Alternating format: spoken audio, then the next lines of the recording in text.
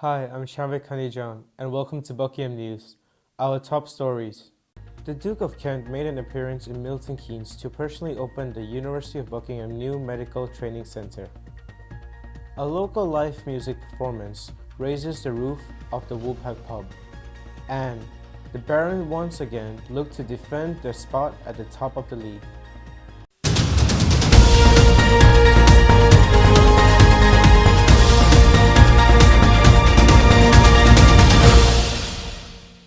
The Duke of Kent came to personally open the University of Buckingham's new medical training centre in Milton Keynes. Matt Powell reports. On the 20th of February, the Duke of Kent opened the University of Buckingham's new medical training centre in Milton Keynes in front of 250 guests. The new centre, which cost £8.5 million to build, will allow medical students to practice in replica wards on lifelike mannequins. I think we're going to be here quite a lot, and so practicing in each of the different areas. So I'm really glad it's finally up and ready. It's just a really nice building to have that we can come to when we need to practice or study. We're going to provide a state-of-the-art learning environment for our students, but not just our students, but hospital trainees, junior doctors, nurses and other allied health. It's a beautiful building, it's large, and it's next door to the hospital, and that's what we need for teaching good heads. The new facility will not only help the university to grow, but also help the NHS to meet the growing demand for doctors. This is Matt Powell reporting for Buckingham News. The Buckingham Community Centre hosted its annual Market and Great Buckingham Youth Bake Off on Saturday. The event was organised by Project Street Life. Maddie Hicks reports. The Buckingham Community Centre is proud to accommodate the Great Buckingham Youth Bake Off run by Project Street Life. There are two age groups, 10 to 14 and 15 to 18, and the contestants are decorating their cakes which they made at home. This is the 6th year that we've run this, and the aim is just to get as many people in here as local traders as possible. Most of these traders are local, and as you can see, it's various stalls, mostly homemade. Contestants had to pre-register by the 22nd of February and are invited to choose any theme for their cake decorations. It's very important because it gets people trying my products and gets me known out there. Well, I think for me the Buckingham Food Fair is very important. I'm based in Buckingham. Basically it's just getting us out there so the community know what we do. There is also a local market taking place in the community centre. This is the 6th year that it has taken place, and there are many local attendants who have come to set up stalls almost every year. The town of Buckingham looks forward to next year's market, where people will bring their homemade produce. This is Madeline Hicks for Buckingham News. Jamie Burrows is the founder and CEO of Vertical Future, a London-based technology startup focused in improving health in cities. He came to Buckingham to share some tricks of the trade with our business students. Suki Sagu reports. Agritech is a sexual description defining the new opportunities for technology and products that will assist in the feeding of a projected 10 billion global inhabitants by 2050. On the 1st of February, Jamie Burrows travelled down to the University of Buckingham to give a talk to Nigel Adams students on what made his business the success it is today. I think they could reach out to us a bit more. I think they do offer different kind of funding programs and processes, but I think that they're very specific, depending on where you are in your kind of life cycle as a business, but I think that they could probably, like I said, outreach more. Agritech is the use of technology in agriculture, horticulture and aquaculture with the aim of improving yield, efficiency and profitability. Agritech can be products, services or applications derived from agriculture that improve various input or output processes. It's a real eye-opener for those that didn't know about Agritech, letting the students know that they can go into this business as it is a growing sector. This is Suki Sagu for Buckingham News. A live music event was held at the Woolpack in Buckingham on Saturday the 24th of February from 8:30 to 11 at night. It featured a young local talent and had the place packed out with people loving the music. Isabella Devine has more. Well, it's a mighty road from Lynchburg to Danville on a 3-mile train. People from Buckingham came both to enjoy the music and to enjoy the thriving atmosphere the Woolpack has to offer. Both friends and family of the performer Thomas McAvoy came to show their support for him.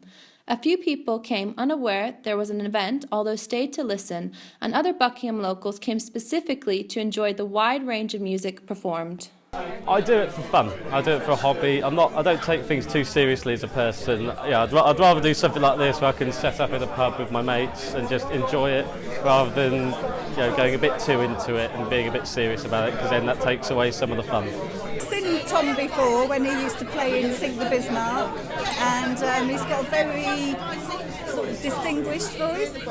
I used to give him lessons. He lost a bit of interest, but then he picked the guitar up again when he was about 16, and he hasn't put it down since, and he's now 24. Well, he's my boyfriend, but I really like the music he does. It's quite like old school, and I think it makes a nice change from the music today. Many local people from Buckingham came together tonight at the Woolpack to enjoy all genres of music played by Thomas McAvoy in a cozy, fun atmosphere. This is Isabella Devine reporting for Buckingham News. And now over to sports with Henry Quilter. Thank you, Chamber. Last Wednesday saw the Barons take on the Brackley Warriors to defend their spot at the top of the league. Sophia Rook has a story. Prospects looked bleak on Wednesday night as the Barons took on the Brackley Warriors with severely diminished numbers. The first quarter started slow and the opposition quickly countered any points the Barons managed to put on the board. A few missed shots saw the Barons more determined than ever to create the essential point gap. The second quarter saw the pace increase and defence come together with both Thomas and Olasawere matching the speed of any opponent. Some clean three-pointers only sweetened the atmosphere and really flipped the game dynamic on its head. The Barons had sufficiently pulled away by the third quarter, putting the opposition through their paces and leaving a trail of worn players in their wake. But despite the university team's best efforts, it proved difficult to drive the ball into the restricted area and play became stuck on the outskirts for a time, only making it more difficult to rack up the points. The problems of the third quarter were quickly turned around as the Barons came back energised and cohesive. The opposition simply could not maintain a strong defence and a significant number of falls left them truly exhausted with little will to play on.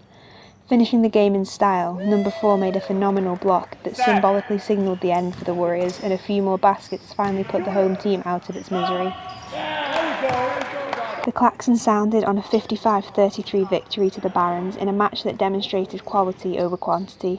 This is Sophia Rook for Buckingham News. On Sunday, Milton Keynes Lightning took on Coventry Blaze at the Planet Ice Arena for an Elite League match. Ben Collins reports.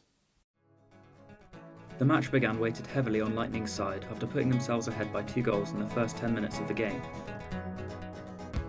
The first being a shot from Carl Hudson, who is famed for his blinding shots from the blue line. The second goal was scored by captain Kevin King after his one-timer flies through traffic, leaving Blaze dazed. With 7 minutes remaining in the first period, Blaze made an attempt to pull the game back into its favour. The attempt was spearheaded by Marc-Olivier Vallerand, who rocketed his shot straight past Lightning netminder Mika Wickman.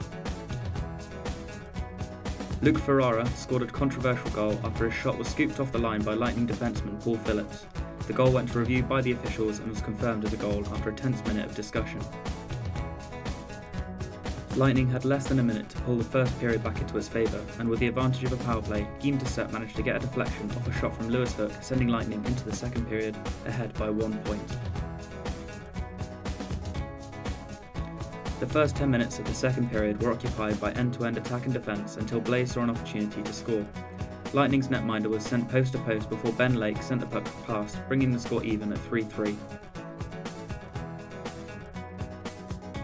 Lightning answered this several minutes later with one of the best goals of the match. Francis Veropol collected the puck in front of the goal and backhanded it through traffic for Tommy Mealy to one-time point blank straight into the back of the net. In the last minutes of the second period, Lightning's netminder Mika Wickman created possibly one of the best saves of the season after kicking a shot from Blaze straight out of the air. This left the score at the end of the second period at 4-3 to Lightning. After the end of this period, Blaze knew they had to make something happen in order to win the match and maintain their lead against Lightning. Blaze's Ross Venus scored an intense goal after his shot was blocked by Wickman but managed to slip free and cross the line, leaving Lightning's netminder frustrated. All hope was not lost as Francis Veropol sent a shot straight into the Blaze netminder, putting Lightning ahead once again. Unfortunately, this lead could not be maintained. Blaze upped their game sevenfold and scored 4 consecutive goals in the last 10 minutes of the final period. The first was a small flick from Luke Ferrara, sending the puck over the glove of Buckingham. The second was a deflection from Ben Lake, sending the puck around the pads of Lightning netminder.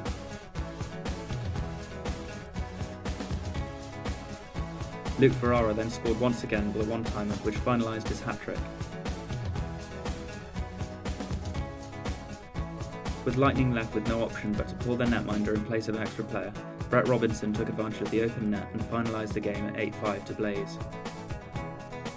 This Sunday, Lightning are set to take on the Fife Flyers at 7:30 PM in the Planet Ice Arena. This is Ben Collins for Buckingham News. And now back to the studio. The 23rd of February is National Banana Bread Day. To commemorate this, we commissioned our very own Alice Massimiani to show us how to cook this beloved dessert. Many different variations of traditional banana breads. Today we're going to show you our own way to make an easy banana bread. You will need 4 bananas, 2 eggs, 120 grams of butter, 120 grams of sugar, 200 grams of flour, 1 spoon of salt, 6 grams of yeast, lemon, 3 grams of baking soda, half spoon of cinnamon.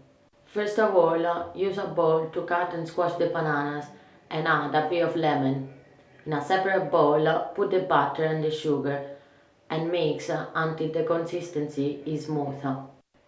Add the eggs and a little spoon of salt. Add the squashed bananas in the second bowl and stir all the ingredients. Mix the flour, yeast and baking soda all together and add the cinnamon. Put everything in the oven at 180 degrees for 60 minutes. And voila, your banana bread is ready. If you want to create a bit more sophisticated banana bread, you can add some chocolate chips. This is Alice Massimiani from Buckingham News. Thank you for watching Buckingham News. See you next week.